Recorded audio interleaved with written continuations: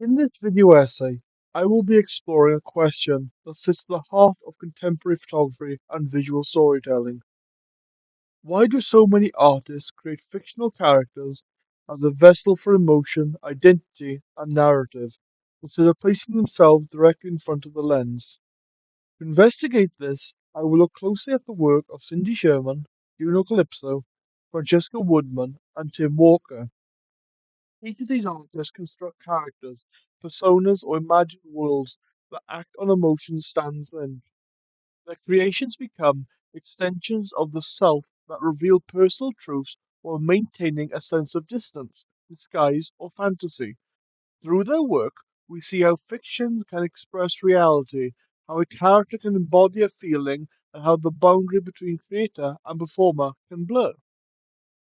As I examine their approaches, visual language, and tension, I will reflect on how what I have learned and draw comparisons to my own work. I will explore how I have also used fictional constructs, symbols, and imagined being to communicate internal experiences, emotions, and states of mind. By connecting practices to my own creative process, I hope to uncover why we build these fictional selves and what they allow us to communicate and what otherwise remains hidden. Finally, I will then bring everything together and concluding reflection and thoughts, feelings, and insights gained throughout my exploration. Sit back, put your feet up, have a brew, and enjoy. Chapter 1. What do photographers and artists say about my question? I'm trying to raise myself. Apollo Magazine, 2019. I always find this quote sad yet fascinating. Allow me to explain. Sherman is well known for a creative imagination and expansive mind to create these characters and still stay original to her true talents. Although, on the other hand, I do find it sad that she's trying to say erase herself, as it is said that she is dissatisfied with her own self, which again is sad, as the fact of the matter is she's one of the greatest people in this department. This quote is further backed up with the following. I guess technically they are pictures of me, but not because I'm doing all these weird things to my face so it doesn't look like me. Apollo Magazine, 2019. This is further evidence, and I mean this most respectfully, that her mind works on a whole nother level, which of course is not a bad thing, as it leads to producing original work and inspiring others to follow in her footsteps. This, in my opinion, is one of the most, if not the most, iconic work of Sherman, and breaking it down into small pieces and analyzing the image of this creation, perhaps we can understand why she hides behind these false faces. She posed like a classic studio portrait, shoulders turned slightly, smiling directly at the camera. Smile is wide but stiff, almost too perfect, which can be felt as slightly artificial or forced. Her hair doesn't quite sit like lateral hair, it reads as a wig to me, and the cowboy hat is stereotypical. The combination suggests she's playing a role rather than being herself. The smile is bright but slightly overheld, the micro tension that can be implied, trying too hard to appear happy, approachable, emotional labor. I must look pleasant. A mask what's overall going on underneath. That is the question. I believe she's portraying a happy figure as to give the image the expression she is going for. But I also believe that in her case, and the sense of my question, she just finds it hard to talk about it and finds it easier to talk like that rather than coming forth and showing yourself. It is easier just to display a fake front. Juno Calypso is a contemporary photographer known for creating fictional alter egos, most famously Joyce, to explore emotions surrounding femininity, self image, isolation, and the pressure of performing womanhood. Much like Sherman, Calypso constructs stage self portraits, but with moral, surreal, pastel, hyperfeminine aesthetics that hide darker emotional truths behind glossy surface. I couldn't make the work I wanted using my real self. Joyce became a way of saying things I couldn't say as me. Studio International 2020.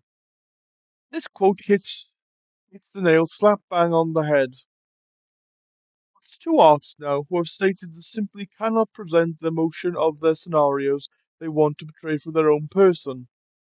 They need and thrive on jumping into a new form where you are carefree, no responsibilities in that body. For example, Joyce on the Calypso's greatest inventions and portrayals give her this free roam ability to become more and break the mold. This is further backed up with the following. Beauty rituals can feel absurd, obsessive, and lonely. I amplify that it becomes almost grotesque. The god in 2021. If ever a truer word was spoken. Then very interesting. Let's look at this photo of her character Joyce. We clearly see a heavy use of eyeliner and fake lashes that almost resemble tarantulas. This obviously counterbalances her previous quote, but in my opinion, kind of obvious why she's doing this. But this is exactly what she wants the action to be. It's intentional misleading. Basically, she says it's absurd, obsessive, and lonely, and does it anyway to cause a sense of controversy and questionable stances. We now continue our dive into psychology of the question with our third installment of artists, Francesca Woodman. Woodman died in 1981, so she did not have many public interviews, and most of what we know comes from letters, journals, and commentaries in museum catalogues. She's known for her haunting, surreal self portraits that explore vulnerability, identity, transformation, and disappearance. Working mostly between 1975 and 1980, she used slow shutter speed, blurred movement, mirror, decaying interiors, and body fragmentation to create images that feel intimate like ghost like. The photographs often stage her body merging with the walls, peeling wallpaper, dust, and abandoned spaces, suggesting the themes erasure, solution, and instability of self.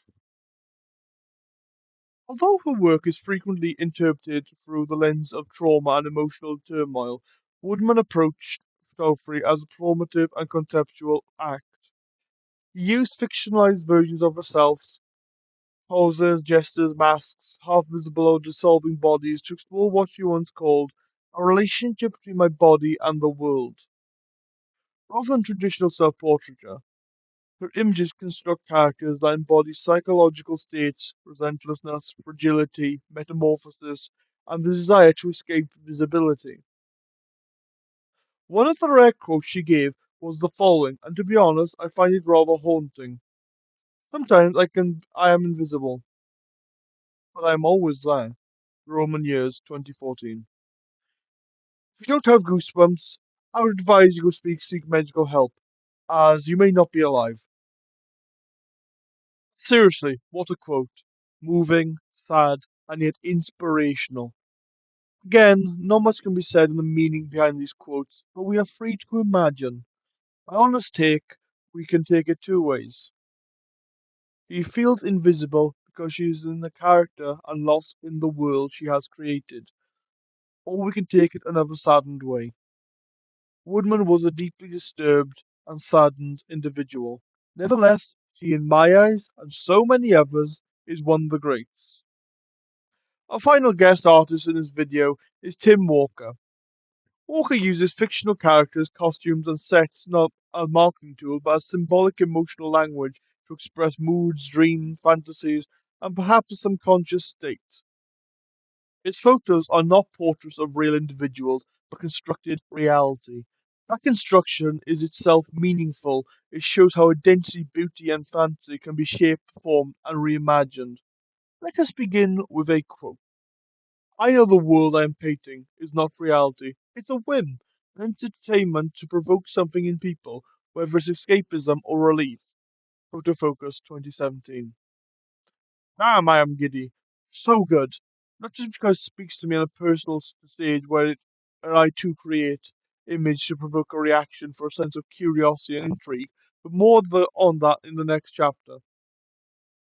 In relation to my essay question, this quote is exceptionally relevant. Walker directly allowed him to communicate such as wonder, longing, joy, or mystery. In other words, the unreal becomes a more effective language for expression internal experience.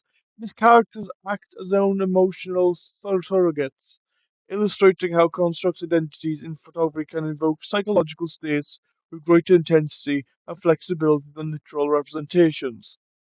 Let's analyze a piece of his work. My God, what a magnificent hat! I'm very jealous. Let's break this image down into a couple of categories: visual, gender, and identity. Visually, we can see a very busy image. We have destroyed Greek style marble statues with painted white sitting figure. with a magnificent hat, looking for dominant over destruction and wreck of presumably her own doing. Gender, without offending anyone, I truly have no clue. But it could be argued that that is the idea that we're not meant to be looking at the person, but the representation and suggested to his quotes. Finally, we have identity. Who is our mysterious star? What is their purpose? To answer that, here is a quote of what the images represents. I don't want to over-explain the image. The story belongs to the viewer. Tim Walker, 2019. This is such a typical thing for Walker. It is beyond the word rare to give a reason for his own work. Could be nothing, could be something. We will never know. Which, in my opinion, is genius. Why tell us? Why ruin the suspense and drama of unraveling the present of his own work? Chapter 2. My work and how it has been affected by these questions and artists. On to my favourite topic. Me. I have been a keen photographer for 5 years and an artist for 6 years, but a creator for longer than both of them combined.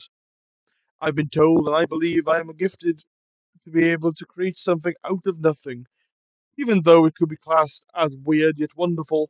On this topic of my own work, we will be discussing my latest yet oldest body of work, The Forgotten Lands. Allow me to elaborate. It technically is my latest subject matter as I began creating the base of the topic, but what is that topic? My oldest topic, my mental health reality. Let's rewind the clocks back to September 2013, my first day in comprehensive school.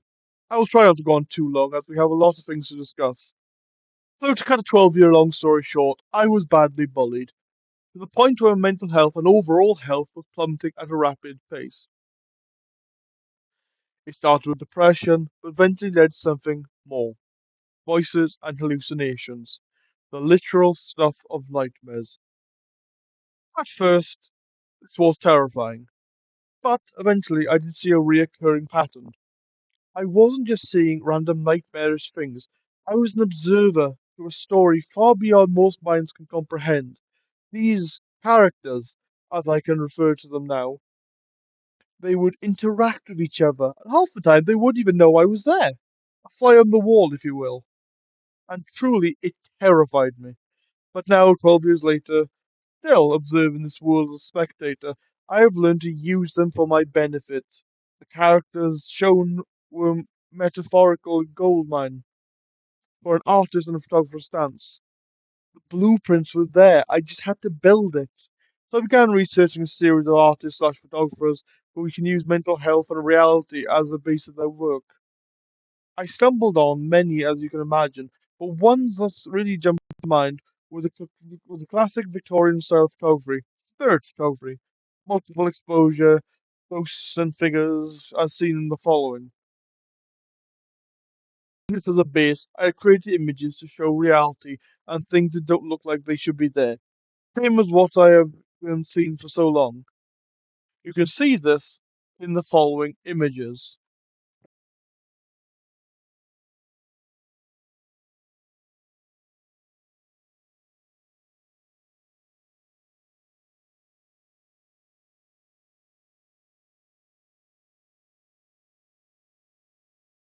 Okay, hold the applause. So let's break it down. What are we looking at? Using slow shot speed slash long exposure, I've created ghostly figures that I'm calling the Spectre. He's meant to represent the omen of death. Under my hallucinogenic state, I would often see this ghostly character, figure of man standing close but always somehow out of reach, and far enough not to make out details like his face, his clothing details. This variant of that thing I see is a representation, an expression of the ominous ticking clock of unnumbered days, a silent watcher observing us until it's time to go. As morbid as it is, I think I've displayed this very well. True, it could be argued how's the audience meant to grasp all this, but for a real goal with all these Spectre images is to create a sense of faulty reality. A character who is there and should not be, hence why he's transparent, faceless, a glitch of sorts. Chapter 3. More about my style, spirit photography. Spirit photography is a photographic practice that emerged in the mid 19th century, created to depict the presence of ghosts and unseen forces within an image. Early photographers worked with glass plates, long exposure, and multiple negatives to produce faint, translucent figures that appear to drift into frame. Although many of these images were staged and manipulated, the genre became closely associated with spiritualism and the idea photography could reveal what the human eye could not. In contemporary art, spirit photography is no longer tied to seances or attempts to prove the supernatural. Instead, it has become a method of exploring psychological, the traumatic, and the invisible. Artists uses language of ghosts, imagery to express ideas about memories, absence, fear, and haunting natures of eternal experiences. The ghosts become metaphors rather than literal figures, standing in an emotion that feel intangible and overwhelming. Infrared photography introduced a new layer to practice. By capturing light beyond the visible spectrum, IR alters the skin, the shadows, and textures unrendered. Skin can appear pale, luminous, eyes can turn black, vegetation becomes white and spectral, and light source bloom with a natural glow. These changes give the world an uncanny quality, as though the camera is witnessing something just outside normal human perception when applied to figures of environment associated with anxiety or hallucinogens. IR deepens the sense of all otherworldliness and disorientation. Modern spirit photography often includes long exposure and movement shots, layered images, distressed surfaces, scratched emulsion or digital composite that mimics the unpredictability of early photographic experiments. The intention is not to create a convincing ghost, but to visualize emotional truth. Familiar becomes disrupted, and the subject appears caught between presence and absence, solidity and disillusion. For a project focused on mental health hallucinations, this resonates strongly. The camera becomes a tool for externalization, internal fears, giving a shape to the specters that linger in my mind. Rather than hunting for spirits, the work reveals the feeling of hunted in my own thoughts. Aesthetic, the washed out skin, deep shadows, and glowing highlights reinforce the idea by representing the world as subtly altered, as though something beneath the surface has finally become visible. Chapter 4, my take on my question slash conclusion. Thinking of my question on my own bodies of work, it now feels appropriate to articulate my personal position on why artists and photographers create fictional characters to express emotion. As previously mentioned, I consider myself a very creative person, someone who can take the simplest of objects, moments, or visual cues and indistinctly transform it into a story or a character. This tendency is not something I conclusively force. Rather, it is an intuitive and almost automatic part of how I process the world around me. I do not often express emotions through my own self image. Instead, I generate characters who embody, perform, or reveal the emotional states that I struggle to communicate directly. For me, these characters act as extensions of my internal landscape, symbolic vessels that carry emotions for effectiveness and literal self-portraiture. I often find that when I am overwhelmed and frustrated, confused, my instinct is not to take a photograph of myself, but to place some of my fictional characters into a scene that mirrors how I feel. With the method, emotions become visualized metaphors, narrative, and performance. My characters are not simply illustrations, they are emotional proxies. A clear example is one of my most infamous creations, the robber. He frequently becomes the figure through which I explore anger, fear, conflict, and moral tension. When I'm experiencing these emotions, I pose the robber in these scenarios that parallel my mental state, a dark corridor, a moment of confrontation, or a decision filled with uncertainty. In these visual narratives, he expresses emotions I cannot openly show to the world. Placing him under emotional pressure, I externalize my own feelings with exposing myself directly. The fictional character absorbs the psychological weight that I cannot. In this way, creating characters becomes not only a storytelling device, but also a copying mechanism. A quote that often resonates with me is thinking about the emotion expression is Shannon L. Alder's statement, feelings are something you have, not something you are. Although undated, this quotation profoundly influences how I consider my own practice.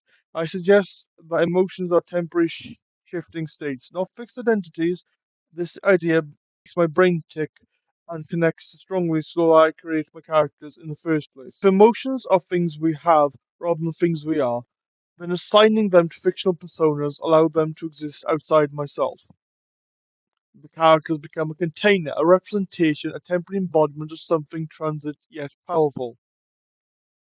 Yet, in an interesting twist, my work also complicates Alder's assertion. He agrees, she argues that emotions are not who we are, but in the creative process, my characters feel like extensions of myself. They're not something I make, but something I am. They represent a part of my identity, my fears, my imagination, and my emotional history. By giving form to fictional figures, I ultimately reveal an aspect of myself more honestly than I could ever do with straightforward representation. Fiction becomes truth, the characters become mirrors. In this way, my practice aligns with the many other artists who've used fictional personas not as masks to hide behind, but as tools to reveal emotional realities that are otherwise difficult to express.